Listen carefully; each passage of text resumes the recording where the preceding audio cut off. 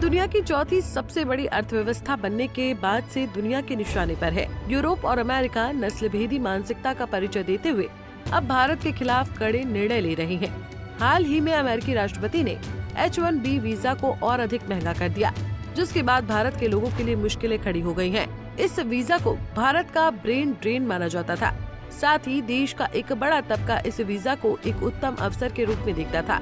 लेकिन इस वीजा के महंगे होने से भारत के युवाओं के सपनों को चोट पहुंची है। अब ऐसे में भारत के प्रधानमंत्री ने एक बार फिर आत्मनिर्भरता की याद दिलाई है। आइए समझते हैं कि प्रधानमंत्री नरेंद्र मोदी के इस बयान के क्या मायने हैं। भारत आज विश्व बंधु की भावना से आगे बढ़ रहा है। दुनिया में हमारा कोई बड़ा दुश्मन नहीं है।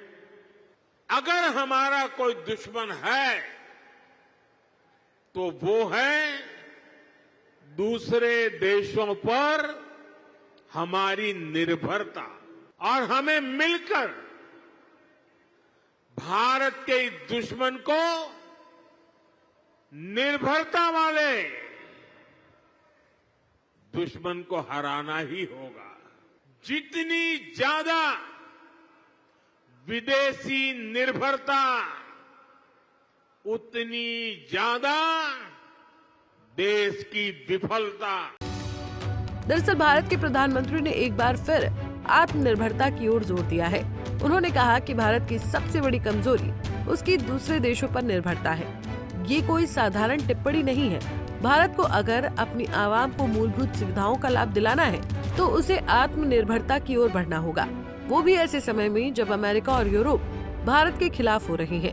भारत की स्थिति बदल रही है। भारत कोई अपवाद नहीं है। इससे पूर्व चीन, जिसकी आबादी करीब भारत के बराबर है, उस देश ने तमाम बंदिशों और झूठे प्रोपेगेंडा से लड़ते हुए आर्थिक तरक्की के नए आयाम स्थापित किए हैं। चीन की तरक्की की एक वजह उनका गैर लोकतांत्रिक होना है। इस कारण वहाँ पर सरकार हर निर्णय तेजी से लेने में सफल रही है। लेकिन भारत में सरकारें पश्चिमी देशों को खुश करने के लिए एक आइडियल डेमोक्रेसी बनने की तर्ज पर काम करती रही हैं। इसी कारण भारत का वैश्विक बाजार, जिसे बहुत पहले दुनिया के लिए खुल जाना चाहिए था, उसमें देरी हो गई। ब्रिटिश काल में भारत औद्योगिक क्रांति से पिछड़ गया और 20वीं सदी में वैश्वीकरण की दौड़ में पिछड़ गया। ये भी एक वजह रही कि भारत के साथ आजाद हुए दक्षिण एशिया के कई देश भारत से कहीं आगे निकल गए। वहीं बात करें चीन की, तो चीन आज दुनिया में मैन्युफैक्चरिंग हब है। भारत चीन की तर्ज पर अपनी अर्थव्यवस्था को मजबूत करने की दिशा में काम कर सकता है। ऐसे में भारत के लिए महत्वपूर्ण है कि उसे अपने देश में छोटे उद्योगों को बढ़ावा देना चाहिए। बीते कुछ सालों में भारत ने कनेक्टिविटी पर खासा काम किया है। भारत का रोड नेटवर्क अमेरिका के बाद दुनिया में दूसरा सबसे बड़ा नेटवर्क है, वो भी तब जब भारत भौगोलिक रूप से अमेरिका से 3 गुना छोटा है। ऐसे में भारत की ये तरक्की दिखाती है कि भारत औद्योगिक क्रांति के लिए तैयार है। जरूरत है तो बस युवाओं को उद्योग लगाने के लिए प्रोत्साहित करने और सरकारी सहायता देने की। भारत को अपनी जरूरतों का सामान खुद तैयार करना होगा। यही भारत की इस समय की मूलभूत आवश्यकता है। चीन दुनिया का सबसे बड़ा निर्माता है, जिसका वैश्विक विनिर्माण उत्पादन में एक प्रमुख हिस्सा लगभग 30% है। चीन की ये तरक्की अपने आप में अभूतपूर्व है। चीन आज दुनिया का सबसे बड़ा विनिर्माण देश है, जो अकेले ही वैश्विक उत्पादन का लगभग 30% हिस्सा बनाता है। ये सफलता चीन के व्यापक औद्योगिक ढांचे, कच्चे माल की अपनी उत्पादन क्षमता और उन्नत तकनीकों जैसे रोबोटिक्स और आर्टिफिशियल इंटेलिजेंस के उपयोग से संभव हुई है।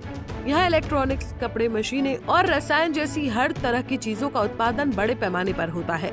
सरकार की ओर से मिलने वाली सब्सिडी, मजबूत बुनियादी ढांचा और लगातार हो रहे निवेश भी चीन की विनिर्माण क्षमता को लगातार बढ़ा रही है।